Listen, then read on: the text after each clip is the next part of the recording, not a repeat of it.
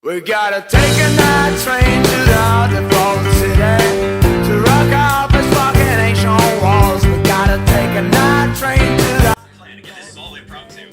Okay, so you're gonna need to officially, by the end of this video, you need to actually name what this tag is called, because I think like you did a good job constructing. Talk real long time.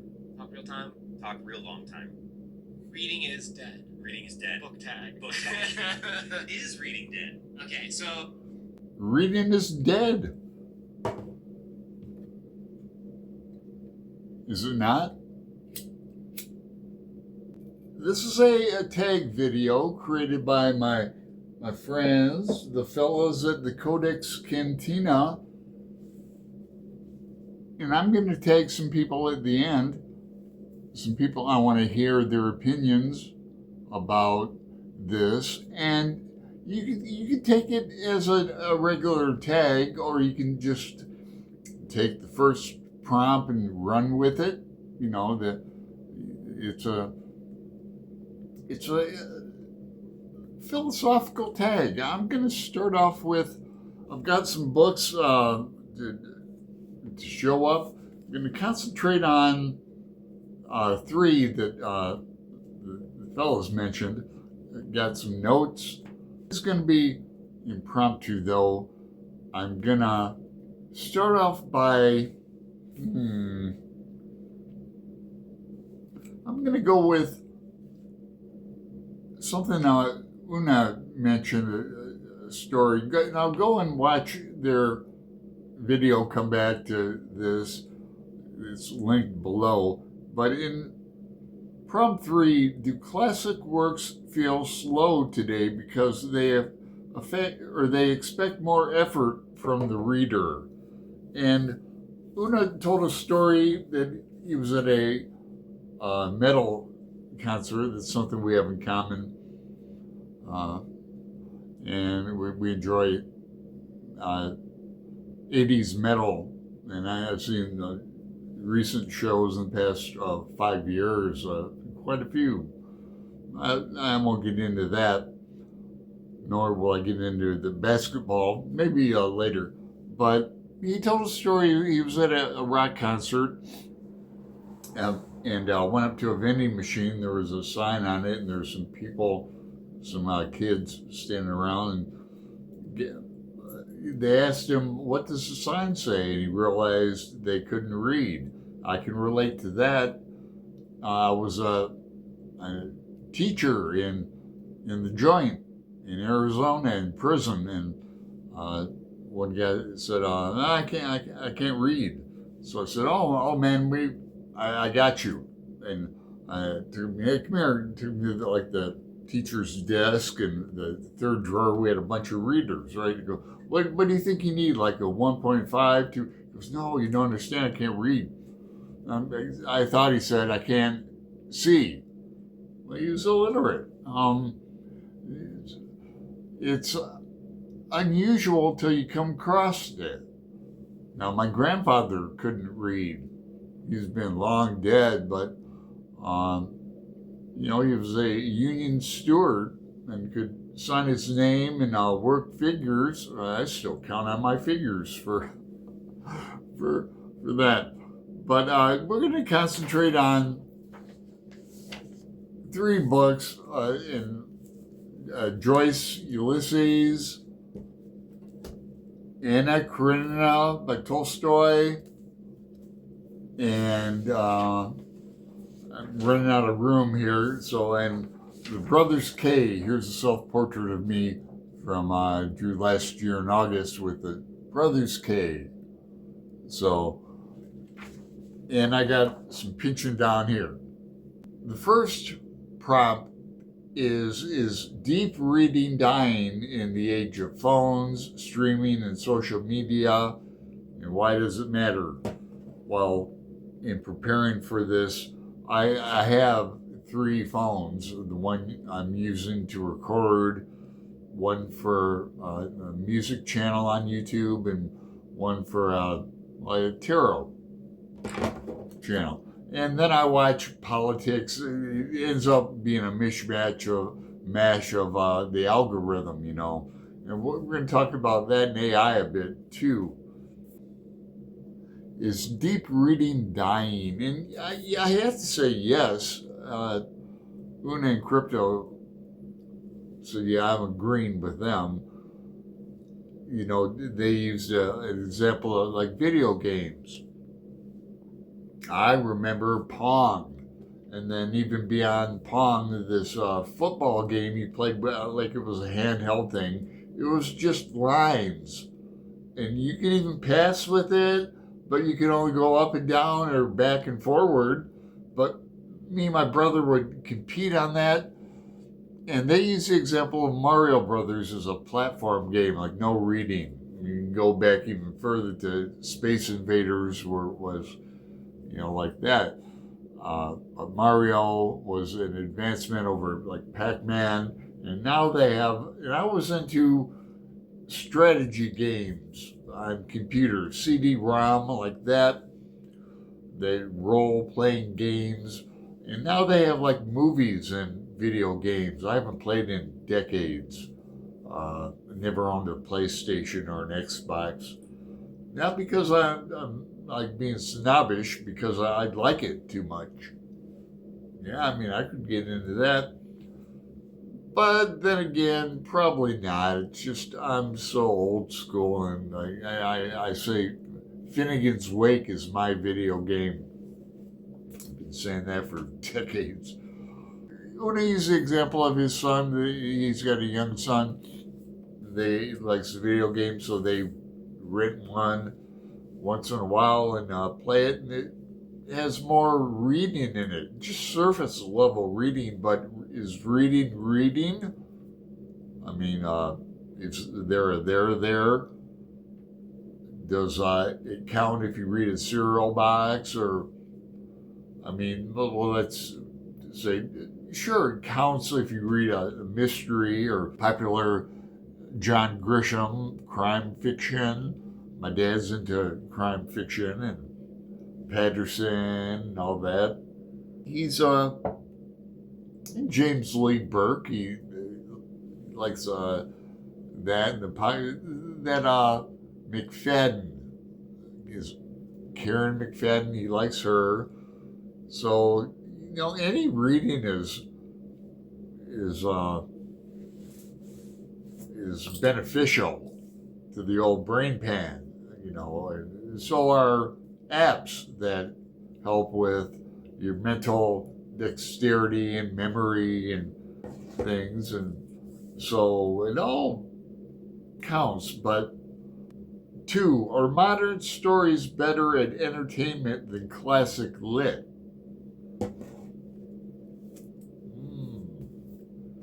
Okay. I like to use this example because I've read this twice. This is a PV translation, popular translate, and the cover is torn. I need to tape that up. I'm going to get back to Anna Karenina in a second. This is all taped up. This is an old Random House edition of Ulysses with the judge's commentary and decision on obscenity. That's why I like it compared to the Gabler edition. But there's a big spoiler in Anna Karenina that the first time I read it, which was only maybe 5 years ago, nobody told me or I didn't hear it. Luckily, major spoiler. And if you've read it, you know. I was enthralled with that book. So it was entertaining. It is the 18 episodes in Ulysses entertaining? Yes, and it was serialized in The Egoist when it was a magazine when it first came out. In Harriet Shaw Weaver at Shakespeare and Company. And, you know, don't get me started on Ezra Pound. No. And so they didn't have to take it in one chunk. And, you know, there's the Cersei episode is 200 some pages long. It's like a set up like a play script. Do readers have patience with that today when some books are only 157 pages long? You can fit 2 books or 3 in the amount in the space of Cersei. And the word better, I shy away from that word. I don't like to use it. It's some black and white thinking, kind of. Don't know how to answer that. Let's move on to 3. Do classic works feel slow today because they expect more effort from the reader? I think I mentioned my 3 phones and the distractions. But the biggest distraction I got going on right now tonight is a book. When you find a book that you can't wait to get back to, I found it in Le Guin. But I'm a reader. I'm trying to set my mind as like a young, working person, busy person, a family person. I've got all the time in the world person. How do they think? So that's why I'm hoping other people will do this tag. 4. Would a classic lit book succeed if it were published today? Now the fellas say no. They use the example of like a shared experience, like talking around the water cooler on Monday. Remember when Seinfeld was on, or these fellows use Stranger Things. I haven't seen that series, but very popular series. I think it would. I like The Green Mile, Stephen King. He writes some big, thick books. It was serialized when it came out. I remember getting that. And so was the Dark Tower series. Boy, I really enjoyed that when it came out. 5. Do algorithms now shape our reading tastes more than culture, teachers, or critics do? Algorithms. We get targeted ads, don't we? When we get suggestions on what we should read next. It's really coming down to that Philip K. Dick Minority Report, where you're walking through the airport and you're getting targeted ads, just because they read your mind. I don't know how they do it. The algorithms follows you. It's so true. How many times it seemingly reads my mind? I'm getting to the point where I think the TV reads my mind. But I know I'm not getting targeted ads for arthritis and what other. I get targeted ads for my feet have been acting up. Neuropathy. Yeah, it comes and goes. I'm not experiencing it tonight, luckily. But I get targeted ads for that I don't talk to myself. 6. Are TV, video games, and podcasts replacing books as the main storytelling medium? Yeah, I'm afraid so. Although, I go to Powell's bookstore here in downtown Portland. It's always packed, crowded. They just remodeled it a few years ago. It's not going anywhere. Unlike Barnes & Noble and Krypto made the point, Borders is only open because of Starbucks. It's not the only reason I go in there, but I haven't bought a book at Borders. I bought a mocha a couple weeks ago. What modern book do you think people will study 100 years from now? Well, we just got done reading in a group a few months ago, January and February of this year, Gravity's Rainbow. And then another group, we read Crying of Lot 49. This is one of the hardest books I've ever read,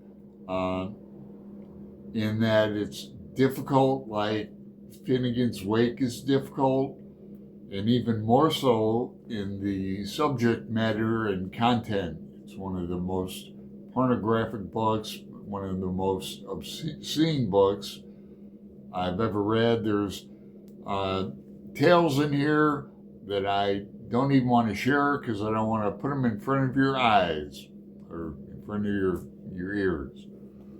And compared to this book, which is short and hard-hitting and relatively easy to follow from Pynchon.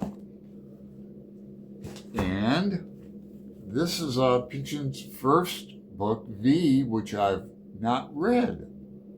Read every other book except V, and I'm going to be reading this with Greg, maybe some others, this September. Now, I mentioned Pynchon in this 100-year question, like the pantheon, the canons of mine might be, well, start with Plato, then we'll go to Dante, then Shakespeare, then Joyce, and then Pynchon? Who? If not Pynchon, who? I don't know. So, who do you think? Would it be an American? Would it be, are you laughing? Yeah, I wouldn't blame you. 8. Do classics in a cultural sense still matter if fewer people read them? Well, if you're a snob like me, yes, they matter. 9. Which classic authors would struggle the most to get published today? And Una went with James Joyce. I can see his point.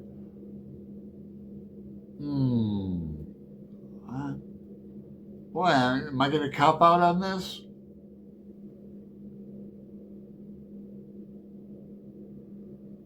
Boy, I don't know. 10. If someone reads only modern books, how does it affect them and does it matter? I have thought about this tag, and what am I afraid of appearing snobbish? Perhaps. Oh man, it's already 20 minutes long. Yeah, it matters. It matters to me, it matters to my friends. If I go over to somebody's house and I don't see a bookshelf or books, it's something I always ask, like, what are you reading? What are you currently reading? It just gives me something to talk about. I don't play video games. I play guitar. I draw and paint. Nothing in the works currently, but I like to have things going on. I meditate. I used to go to basketball games. Before I tag people, I want to thank Una and Krypto for tagging me. I'm one of 2 people they tagged. I used to talk to Una a lot about basketball, and boy, the Pacers are doing bad, but Blazers are doing almost as bad. But yeah, I miss talking to you guys, and miss talking to you, Una. You're not on Voxer anymore, so hit me up in the comments so we can communicate and get you back on the the Monday live show. Again, it's been 3 years. So I'd like to tag Greg, another Bibliophile Reads, and Pat at Book Chat with Pat. Get this tag going. I'm going to tag Hannah at Hannah's Books. And it was great to see you guys. Krypto up from Florida visiting. You know, Greg was here in Portland last month, and we shot some video together. And I visited Hannah in D.C. I'd like to go visit her again next time I'm around that area. I'm also going to tag Roz at Scaladaddling about the books. Now, she doesn't do tags, but hopefully she'll make an exception with this tag, not a tag, because I like your opinion, Roz. I'd like to hear it on this. And I want to tag Mick in England, too. And I'm going to tag Gareth at Book Songs and Other Magic. And I'm going to leave this open so they can tag some other people. Thanks again for tagging me, guys. I appreciate it. And thanks for staying with me on this. Talk to you later.